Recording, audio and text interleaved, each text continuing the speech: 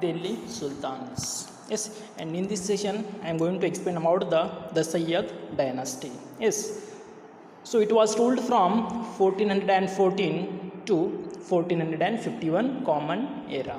Yes, Khizr Khan Sayyid. Yes, he is the governor of Multan, and he founded this dynasty by conquering Delhi. Yes, and he established his rule in Doab region. Yes, and also Bayan and Gwalior region too. Yes, he also suppressed many rebellions and established law and order, ensuring peace. Yes, Khizr Khan Sayyid, he was the founder of the Sayyid dynasty. Yes, and also he established his rule in Doab region, Bayan and Gwalior also, and also he suppressed the many rebellions and established law and order in his region. Yes, and Muhammad Shah, Alauddin and Alam Shah were the prominent rulers of this dynasty. Yes, after the Khizr Khan Sayyid, Muhammad Shah came to power, and then after Alauddin and the Alam Shah, so they are the prominent rulers of this dynasty. Next, Bahlul Lodi defeated Alam Shah and brought an end of the rule of Sayyid dynasty. Yes, Bahlul Lodi, he defeated Alam Shah, is from Sayyid dynasty and brought an end to the rule of Sayyid dynasty. So let us see Lodi dynasty. Yes, so Lodi dynasty, it rules from 1451 Common Era to 1526 Common Era. Yes, so this is the last Sultanate dynasty of Delhi. Yes, as we know, the slave dynasty, yes, and the Khilji dynasty, Tughlaq dynasty and the Sayyid dynasty were ruled in Delhi. And lastly, the dynasty, that is the Lodi dynasty, it is the last Sultanate dynasty of Delhi. Yes, and Bahlul Lodi, Sikandar Lodi and Ibrahim Lodi were the sultans of this dynasty. Yes, Lodi dynasty. So among these dynasties, in the Lodi dynasties, Bahlul Lodi, Sikandar Lodi and Ibrahim Lodi, they were the prominent sultanates of this dynasty.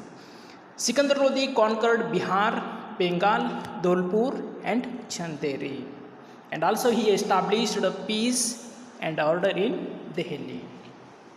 And next, Ibrahim Lodi, the successor of Sikandar Lodi, he was incompetent. Yes, that is, he is not unable or he is not suitable for the Sultan. Yes, so that's why Afghans were invited to invade India by the governors Alam Khan and Daulat Khan. Yes, the Ibrahim Lodi, he was the successor of Sikandar Lodi and he was unable to rule. That's why Afghans were invited to invade India by the governors Alam Khan and Daulat Khan. Yes, thus Babur invaded India. Yes, Ibrahim Lodi's governors, his name is Alam Khan and Daulat Khan, they invited to invade India. Yes, therefore Babur invaded India and he defeated Ibrahim Lodi in the first battle of Panipat that was held in 1526 Common Era and established the Mughal rule in India. Yes, by the invitation of Alam Khan and Daulat Khan, the Babur, he invaded India and he also defeated Ibrahim Lodi, and that is in first battle of Panipat in 1526 Common Era, and also he established the Mughal rule in India. Okay, so this is all about Lodi dynasty. So let us see the contributions of Delhi Sultans. Yes, so first one is administrative systems. Okay, the contributions of Delhi Sultans. So what are the contributions toward the administrative systems? Let's see. Most of Delhi Sultans were dictatorial rulers, and they were also the commanders of the army and chief justice too. Yes, they have commanders and army chief justice too. and the administration was in accordance to Quran. Yes, the administration, it is dependent on the Quran. Yes, they have adopted so many things from the Quran. And also Sardars, Amirs and Ulemas had considerable influence over the administration. Yes, there are so many officials, they are Sardars, Amirs and Ulemas. They have influence over the administration. Yes, and the central government had departments like defense, foreign affairs and postal, charity and endowment for effective administration. Is the central government, so it has so many departments like defense is there, foreign affairs is there, postal is there, charity and endowment is there, so that all departments will help to the effective administration. And these departments were headed by minister and officials, that is each departments they had ministers and officials. And the kingdom was divided into many provinces, and these administrative divisions were headed by Sikadar, Amin and Chowkidars. Yes, the administration or the kingdom, it was divided into many provinces. Yes, and the province, it was controlled by Sikadar, Amin and Chowkidars. The collection of revenue and maintenance of law and order, providing education facilities and ensuring cleanliness were the main roles of these officials. Yes, so collection of revenue and maintenance of law and order and providing education facilities and also ensuring cleanliness, these are the main functions of these officers. Yes, so among them kharaj, that is land tax, and zakat, ushru and khums, these are the tax on the wealth plundered during battles. Yes, and also jazia, tax on property without heirs, and import duty, house tax were the main sources of income during sultan's rules. That is, they are collecting different types of tax. That is kharaj means that is a land tax, zakat is there, and ushru and khums, that is the tax on wealth plundered during the battles. Yes, and jazia tax is there, and property tax is there. Yes, import tax is there. These are the different tax during the sultan's rule. And there were officials for the collection of taxes. Yes, qazis aided the sultans in dispensing justice in provinces and towns. Yes, qazi, he helped to sultan on dispensing justice in provinces and towns. Yes, so this is administration system. So let us see how is the social system. Yes, during the sultan times. Yes, the Muslim and the Hindu communities had their traditional customs and faiths. Yes, since ancient times we have our own traditions and customs and faith also. But the Hindu Bhakti saints and the Sufi saints of Muslim communities, they in social changes into the old social system. Yes, and in the beginning of Sultan's rule, only Turk Sardars were appointed to the higher administrative position.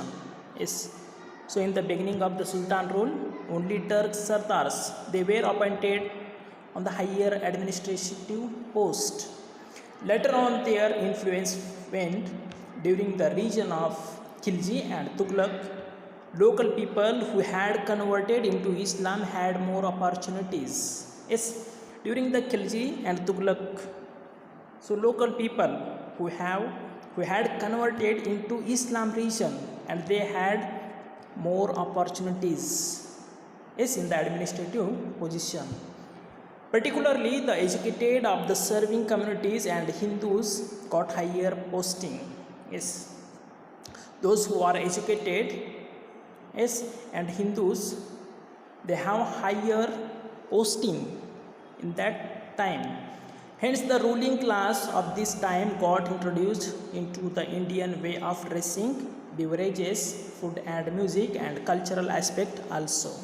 Yes, and also Hindus were appointed as associate officers and clerks in revenue department.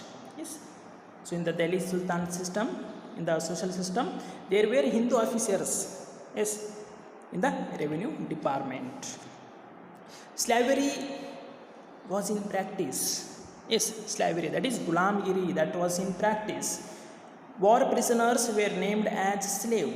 Yes, in the battle there are so many prisoners and they were named as slave.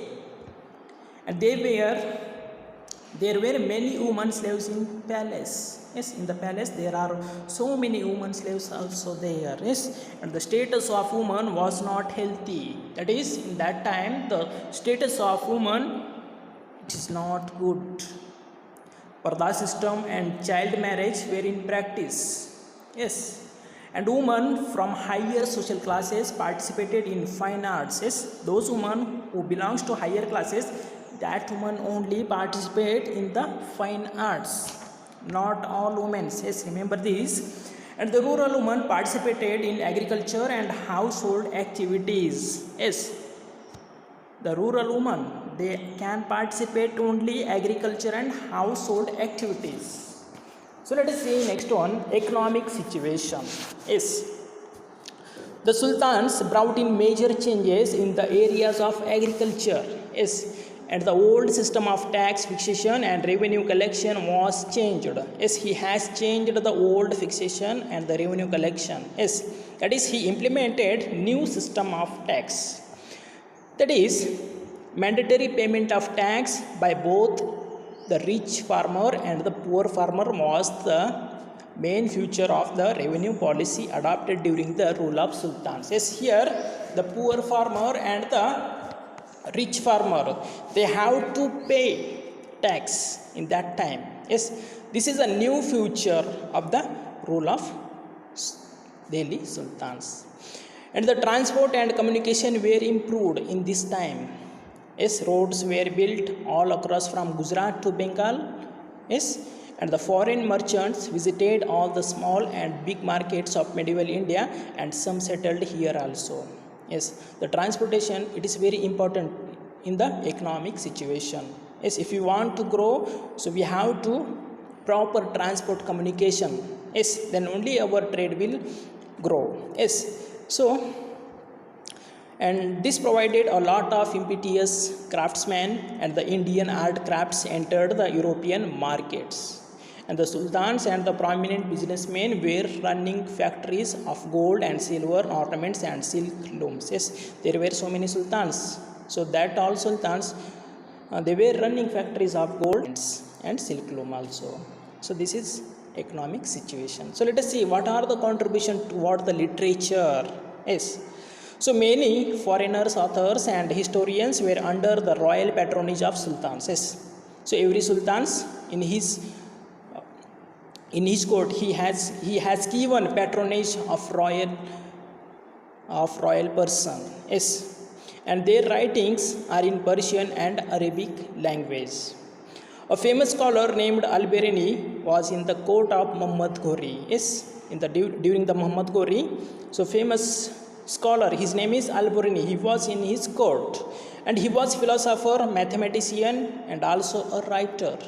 Yes, and he wrote a book, that is Kitab-ul-Hind, on the social, political, economic and religious aspects of India. Yes, so Al-Biruni, so he was a philosopher. He wrote one book, that is Kitab-ul-Hind, and that focused on the social, political, economics and the religious aspects of India. And one more prominent person is Hasan Nizami, who wrote Tajul Masir. And next, Minhaj-uz-Siraz, he wrote Tabaqat-i-Nasiri. Yes, and Amir Khusro, he also wrote 6 books and provided details about Hindu and Muslim culture. Yes, and also he is called as the Indian parrot. Yes, so Amir Khusro, he is called as the Indian parrot. Yes, next one is Jayuddin Barni, he wrote Tariq-i Firoz Shani, and Firoz Tughlaq wrote Futuhat-i Firoz Shahi. Yes, these are the prominent work of famous works. Okay, So let us see art and architecture. So the Delhi Sultans introduced a new style of architecture that is known as Indo-Islamic architecture style. Okay, so they have introduced new type, yes, that is Indo-Islamic architecture style. Arches, domes and minarets are the main features of this style. Yes, every architecture it include by arches and domes and minarets. Among them, the Delhi Sultans built forts, masjid, palaces and public buildings, madrasas and dharmashalas. So as I told you about Qutub Minar, it was started by Qutubuddin Aibak, and the construction of this Qutub Minar was completed by Iltutmish. So these are the contributions of Delhi Sultans. That is Qutub Minar, Quwwatul Islam Masjid. Yes, so Quwwatul Islam, this is a mosque. This is also a contribution of Delhi Sultans. And Alai Darwaja is there. And Juwaid Khana and mosque are the few examples of Indo-Islamic styles. So this is all about art and architecture. Okay, so these are the contributions of Delhi Sultans. So once there is a interesting video that is related to the Lodi dynasty. Thank you.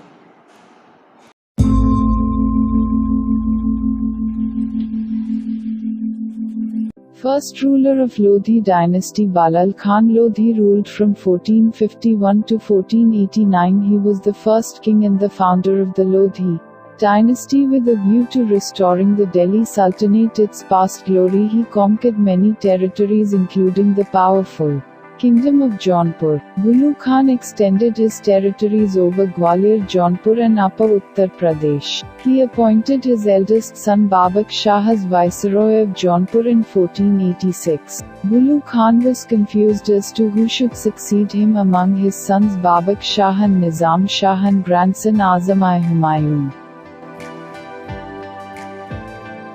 Second ruler of Lodi dynasty Sikandar Khan Lodi ruled from 1489 to 1517. After Bulu Khan's death, his second son Nizam Shah was proclaimed the king under the title of Sultan Sikandar Shah on July 17, 1489.